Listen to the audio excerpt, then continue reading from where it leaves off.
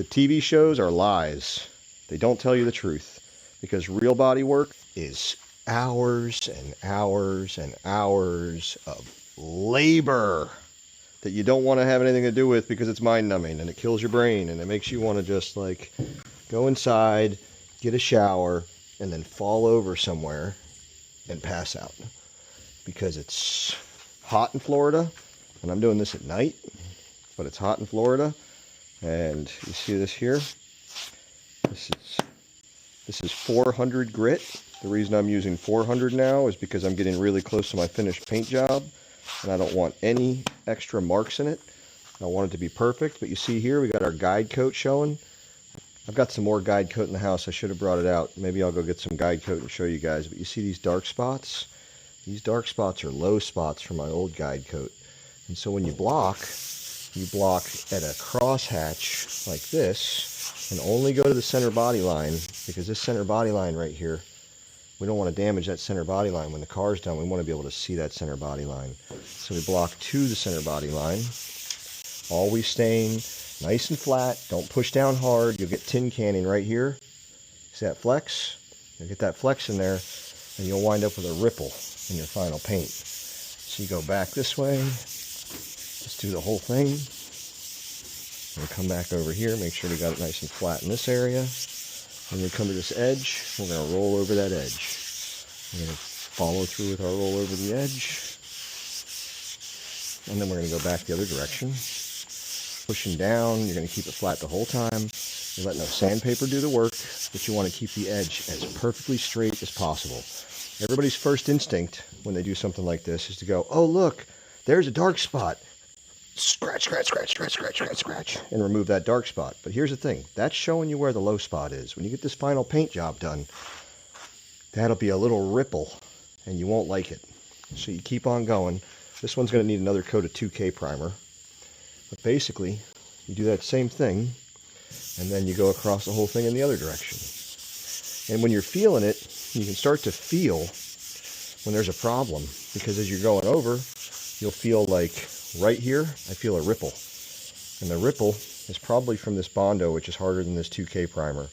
So when I put my next layer, I'm going to make sure to cover all this along with these low spots. I'll probably just do a light layer over most of it, but I'll come through and I'll hit these spots first with a top layer. That way when it levels out, I'll have it nice and even. And when I block it the next time, it'll be perfectly flat. I'm going to come back through and we're going to do it all in the other direction. Remember, we're paying attention to this body line right here. So we're coming through basically just to this body line. And we're going to keep on doing that. It's nice, big, broad, really light strokes. That way when you go down it, and you look at it like this, in the sun, it's perfectly smooth, like a piece of glass. Not ripply, no waves, no potato chipping, no anything when we're done. There won't even be orange peel on this thing. It's going to be beautiful. And if you keep doing that, then at the next layer, it'll be more smooth. This is layer number 7 on this trunk lid from the beginning. It had really bad oil canning in the beginning. It doesn't now. I fixed it. It had a bunch of rust spots in it. We cut them out and I fixed those. And this right here, you can't see it near as well, but this right here is a fiberglass hood. It's got a little dust on it from being out here. I haven't worked on it in about 3 or 4 days. This fiberglass hood right here, this one, they're almost never straight. Fiberglass hoods almost always have waves. This one is going to be the straightest fiberglass hood on this side of the United States, and I live in Florida.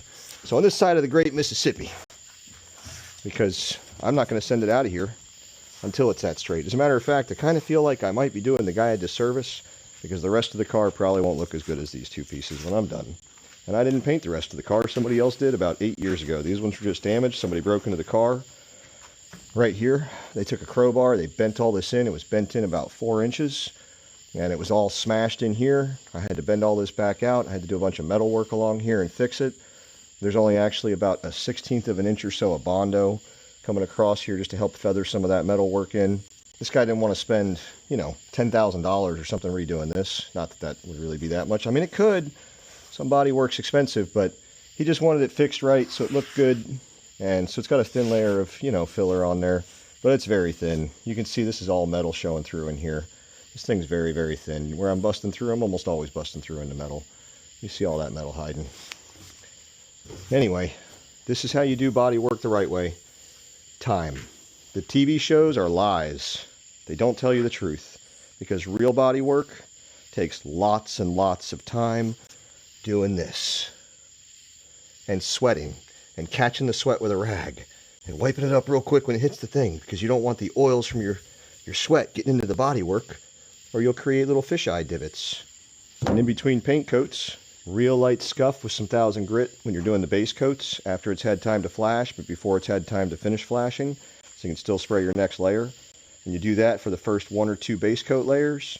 And after you've got it done with those 2, the third one goes on nice and smooth. As long as there's no imperfections in it, you put your freaking clear on top and put your multi-levels of clear. You spray them across your hood. Make sure to let go as you're going off the product and hit the gun back as you're coming back on the product. And it wouldn't be this fast. It would be much slower, and you'd have a specific distance and a specific air pressure. But you spray that whole thing with clear. Then you come back through when that one is flashed off, and you spray another coat of clear. Let those coats dry. Cure for several days or a week or 2. Then you get it nice and perfectly flat with a good wet block sand. And then you spray another coat, which we call a flow coat. Some people call it a flow coat if you spray it as like a third coat on top of your clear that you've already sprayed. I like to let it cure for a little while, get it nice and flat, then spray that flow coat over top, make it nice and thick. And then after that flow coat cures for a couple weeks, we're going to come back through and we're going to wet sand it again, and then we're going to polish it. And it's going to have that thick glass mirror glaze finish when you're done. And it's going to be absolutely amazing. I probably won't do a flow coat on this one, because if I did, it will definitely stick out like a sore thumb on the car it's going on, which is a really nice car. It's a beautiful car, but some painters aren't made like others. When you guys do it, always do it right. Go out there and learn something, do something, and teach something. Ta-ta for now.